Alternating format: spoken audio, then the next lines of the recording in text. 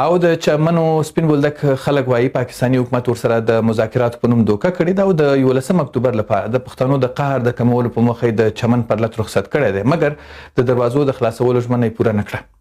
څو ورځې وړاندې له پرلتوالو سره د پاکستاني مذاکراتي ټیم غړي عنایت کاسي وویل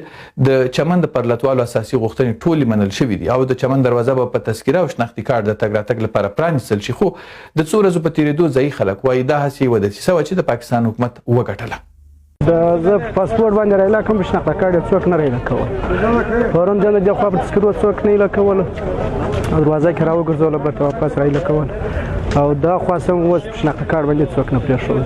دلته په سایوان کې هم ډېر خلک ورته ناست وو، څوک چاته اجازه نه ورکوي چې کلي. موږ پرون خبر چې لارې الله دلته واده راسه کوي، دا دوې زنانې مې را روانې کړي دي، هغه چې ورغلو نه یې پرېښود واخوا د تذکرې والا یې نه پرېښود، نه بولدک تذکره پرېښود، نه دغه بند و دې خواته به نه راوړي. پاسپورټ والا ایله و، پاسپورټ والا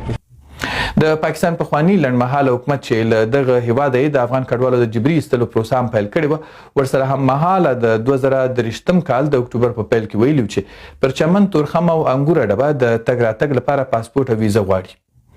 دې پریکړې د سیمې د خلکو او د کارګرو کلک غبرګونونه وپارول او له هغه راهیسې سلګونه کسانو خپل کارونه پرېښودل او په اعتراضي پرلت کې ګډون وکړل او له پاکستاني ملیشو سره څو واره خو ډبه هم راغی. خو داسې خبرې پر میډیا ته راووتلې یا رسنیز شوې چې په هغه کې دا ویل کېږي چې دروازه د نورو ټولو خلکو دپاره، که هغه د چمن وي، که د سپین بولدک وي، که د کوټې وي، که د لوی کندهار وي، د هغو پر مخ باندې یوازې په پاسپورټ باندې خلاصه ده. اما 25,000 کسان د لغړیانو په نامه باندې چې لغړیان دوی کسان ته وایي چې د چمن څخه غوټې یا کوم سامان وړي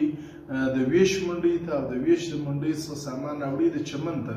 نو د دغو دپاره یوازې چې هغه په خوا کې د دوی راجسټریشن سوی او دوی د لغړي اتحاد کارډونه لري، د هغو دپاره به پر شناخت کارت او